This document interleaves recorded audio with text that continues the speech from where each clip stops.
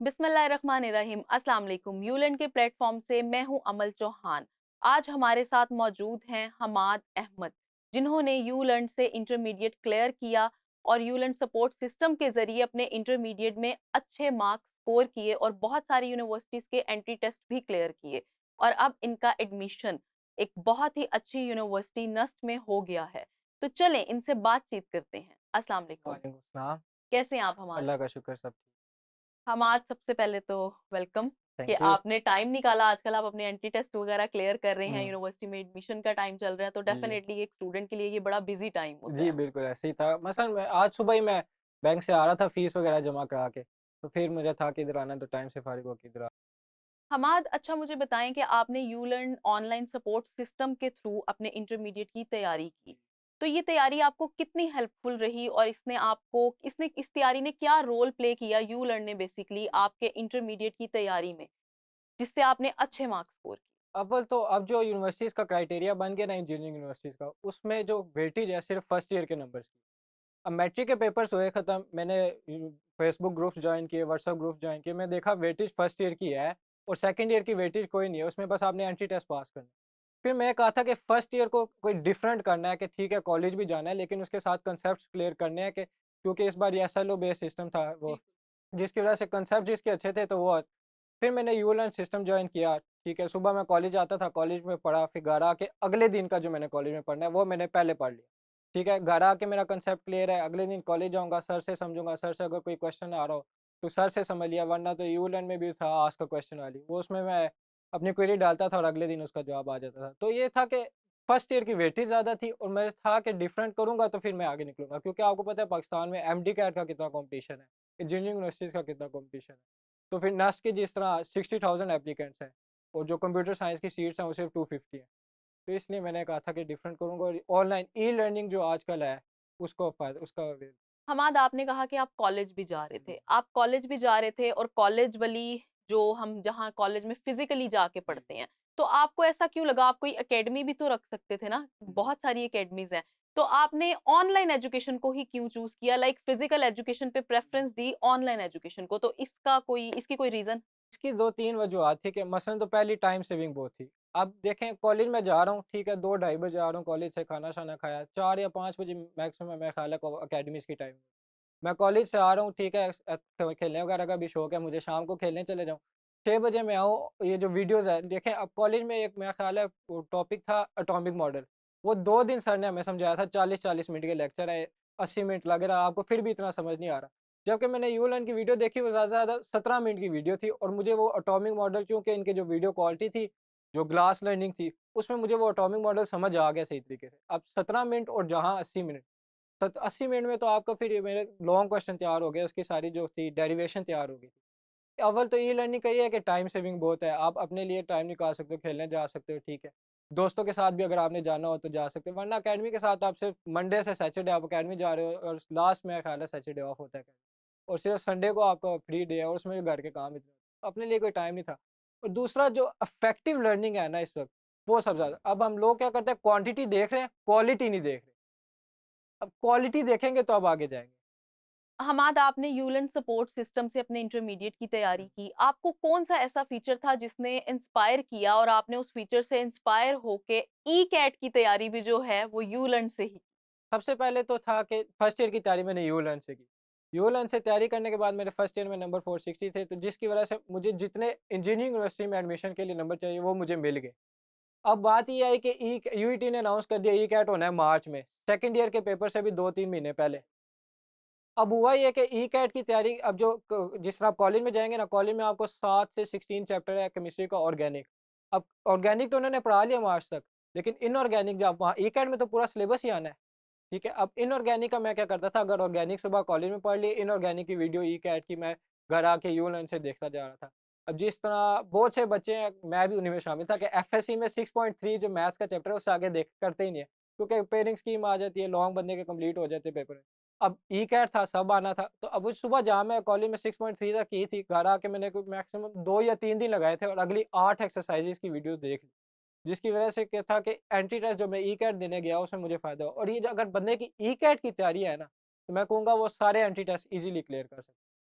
मैं यही आपसे पूछने वाली थी हुँ, नेक्स्ट कि आपने जो यूलर्न के प्लेटफ़ॉर्म से अपनी ई-कैट की तैयारी हुँ। की, क्या उस ई-कैट की तैयारी ने आपको बाकी के जो एंटी टेस्ट जी, क्लियर जी। करने में हेल्प की थी और अगर की थी तो कितनी हेल्प की थी? ई-कैट ने तो बेहद हेल्प की थी ना, मसलन अगर ई-कैट में केमिस्ट्री, फिज़िक्स, मैथ्स, इंग्लिश सारे सब्जेक्ट्स होते हैं। मतलब कुछ टेस्ट है जिस तरह फास्ट का टेस्ट है उसमें मैथ्स ही होती है, केमिस्ट्री, फिज़िक्स नहीं होती। अब ई-कैट की तैयारी ने ठीक है बहुत फ़ायदा दिया, लेकिन जो मैं कहूँगा ना कि जो मेजर था वो सेकंड ईयर के पेपर से। अब सेकंड ईयर के पेपर से इस बच्चे ने अगर सेकंड ईयर की बुक नहीं ना पढ़ी, मैं कहूँगा वो कोई भी एंट्री टेस्ट नहीं क्लियर नहीं कर सकता, क्योंकि ठीक है सारे कहते हैं कि एंट्री टेस्ट और सेकंड ईयर वो जो इंटरमीडिएट है मुख्तलिफ चीज़ है, इतनी ज़्यादा मुख्तलिफ नहीं है। मैंने सेकंड ईयर के पेपर्स दिए, ई-कैट था, ई-कैट से पहले मैंने एनईटी 1 भी दिया था, 2 भी दिया था। अनफॉर्चुनेटली उसमें मैं जितने नंबर मुझे चाहिए थे नहीं कर पाया स्कोर, 135 तक थे। ठीक है, मैं सेकंड ईयर के पेपर दिए, एनईटी 4 दिया, उसमें मेरे फिर 163 आए नंबर। तो जो था ना मेन पॉइंट जिसने सारी गेम बदली, वो मेरा ख्याल है सेकंड ईयर के पेपर्स थे और साथ-साथ जो ई-कैट जो पहले हुआ था उसकी तैयारी हो गई थी, जिसकी वजह से सारे एंट्री टेस्ट आगे क्लियर शुरू हो गए। अच्छा, हमाद बीइंग अ स्टूडेंट हुँ, आप क्या एक बैकड्रॉप बताना चाहेंगे जो फिजिकल एजुकेशन का है? जिसकी वजह से जो ऑनलाइन एजुकेशन हुँ, है अब थोड़ा ज़्यादा ऑनलाइन एजुकेशन की तरफ स्टूडेंट्स का रुझान होता जी। जा रहा है। तो वो क्या एक रीज़न बताना चाहेंगे, 1 या 2 रीज़न्स जिसकी वजह से फिजिकल एजुकेशन थोड़ा पीछे होती जा रही है? ट्रैवलिंग सबसे पहले मैं कहूँगा। मुझे ना बाइक चलानी आती है, ना गाड़ी चलानी है। मैंने जाना भी है अगर किसी कॉलेज या अकेडमी में जाना है। कॉलेज तो चलो मैं पैदल चले जाता था, करीब था घर से। लेकिन जब मैंने अकेडमी अगर जाना होता था तो फिर मैं बस लूँगा, बस पे जाऊँगा, गर्मी है, रात को आऊँगा, वो बहुत ज़्यादा बंदे के लिए हेक्टिक हो जाता है। टाइम अब बहुत टाइम कंज़्यूम बहुत होता है। कंज़्यूम अब आप लैपटॉप खोलें, youlearnlms.com, ठीक है? फिर आपके पास सारी वीडियोज़ आ रही हैं, सारी चीज़ें। तो आपको क्यों आप इतना ज़्यादा अपने आप को फटीग में डाल के आप फिज़िकल क्लास लेने जाएँगे अकेडमी? उससे अच्छा आप जाके ऑनलाइन क देखें। दूसरा फिज़िकल क्लास में इंटरप्शन बहुत होती है। डिस्ट्रैक्शन है आपके आपका दोस्त बुला रहा है कि यार ये देख, ये देख। वो अकेडमी में अगर मोबाइल-शाइल चल रहा है, यार ये देख ये रील बड़ी अच्छी आई है। तो इस तरह वो बहुत ज़्यादा आपका टाइम अगर एक पॉइंट मिस हो गया आपका लेक्चर में, तो आपको अगला लेक्चर समझ नहीं आता। ऐसा ही है। एफएससी में तो अगला आपको एक चीज़ भी नहीं लेक्चर क्या आपको मैं कहूँगा अगला पूरा चैप्टर समझ नहीं आएगा। लेकिन अगर अब मैं यूलेन से करता था ठीक है, वीडियो है, रिकॉर्डेड लेक्चर है, आप रिवाइंड कर लें 10 सेकंड, 15 सेकंड, नहीं समझ आई आप दोबारा वीडियो देख लें, 2 दफ़ा देखें, 3 दफ़ा देखें। तो ये मैं कहूँगा सबसे ज़्यादा जो मेन फैक्टर था कि मैंने कहा था कि ई-लर्निंग की तरफ।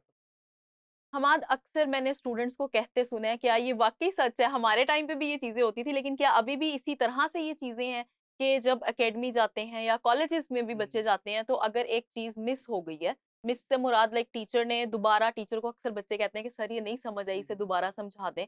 तो क्या टीचर उसको ईज़िली समझा देते हैं दोबारा या कहते हैं खुद पढ़ें, क्या है?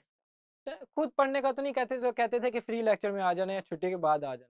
अब वो भी मुश्किल ही होता है। अगर मैं क्या था कि अब मुझे ना 1, 2, 3 टॉपिक समझ नहीं आए, उसकी मैंने आस्क अ क्वेश्चन डाला, आस्क अ क्वेश्चन में टीचर ने मुझे डिस्क्रिप्शन सारी भेजी, फिर भी मुझे समझ नहीं आया। मैंने कहा नहीं है, फिर उन्होंने मुझे ज़ूम लेक्चर का लिंक ये भेजा। यूलर्न में? यूलर्न में मुझे ज़ूम लेक्चर का लिंक आया जिसकी वजह से मैंने ज़ूम पे मिस के साथ ये क्या कहते हैं डिस्कशन की, मिस ने फिर मुझे रिकॉर्डेड लेक्चर दोबारा समझाया ज़ूम पे लाइव, जिसकी वजह से मेरा वो डाउट क्लियर हो गया। हमाद चलें, आपने तो एक बहुत ही अच्छी यूनिवर्सिटी हाँ। में अपना एडमिशन सिक्योर कर लिया है, इतने सारे एंट्री टेस्ट क्लियर करके। तो आप हमारे जो स्टूडेंट्स जिन्होंने अभी इंटरमीडिएट करना है, जो कर रहे हैं, उन्हें क्या मैसेज देना चाहेंगे, जिसकी वजह से उनके लिए भी आसानी हो जाए और वो भी अच्छी यूनिवर्सिटीज़ में एडमिशन ले सकें और अपने ड्रीम्स को पूरा कर सकें? सबसे पहले फर्स्ट ईयर बहुत इम्पोर्टेंट है। मतलब ई-कैट में 33% या 40% थी फर्स्ट ईयर की वेटेज, नर्स में 15% है। अगर आप सेकंड ईयर की कहीं वेटेज काउंट नहीं हो रही। सेकंड ईयर का यूनिवर्सिटी ने ये क्राइटेरिया रखा है कि आपके 60% से अबव हो बस। अगर आपके फर्स्ट ईयर में नंबर कम हो गए तो आपके लिए यूनिवर्सिटी में दाखिला मुश्किल हो रहा है। और दूसरा बात ये है कि एक टेस्ट अगर आपके नंबर कम आ रहे हैं तो मायूस होकर बैठने की ज़रूरत नहीं है। अगर आप जिस तरह एक यूनिवर्सिटी जीकी, स्वाबी में बहुत अच्छी यूनिवर्सिटी, बहुत से बच्चे अप्लाई नहीं करते उसके लिए कि उसकी फ़ीस ज़्यादा है वगैरह। हर यूनिवर्सिटी के लिए अप्लाई करें, उसकी स्कॉलरशिप के लिए अप्लाई करें।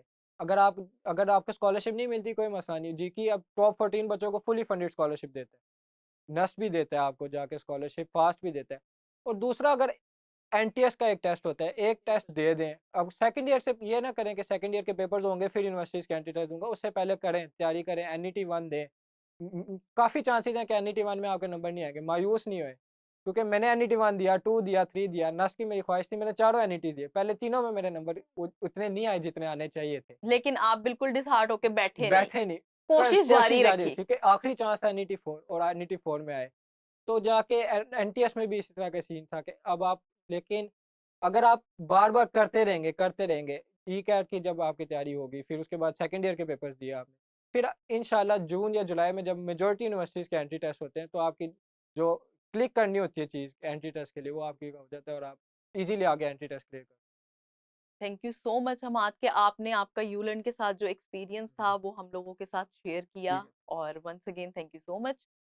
उम्मीद करती हूँ कि हमाद ने आप लोगों के साथ अपना यूलर्न का जो एक्सपीरियंस शेयर किया है, इससे आप लोगों की बहुत सारी जो क्यूरीज हैं वो क्लियर हुई होंगी, आपके बहुत सारे सवालों के जवाब मिल गए होंगे आपको, कि हमाद एक एग्जाम्पल के तौर पे आपके सामने बैठे हैं जिन्होंने यूलर्न के प्लेटफॉर्म से अपना इंटरमीडिएट क्लियर किया, और इनफैक्ट ई कैट भी क्लियर किया, ई कैट की तैयारी की, और बहुत अच्छी यूनिवर्सिटी में अपना एडमिशन सिक्योर किया। इसी तरह आपकी मुलाकात करवाते रहेंगे इस तरह के बेशुमार स्टूडेंट्स के साथ और गेस्ट के साथ। इसी के साथ अमल चौहान को दीजिए इजाजत, दुआओं में याद रखिएगा। अल्लाह।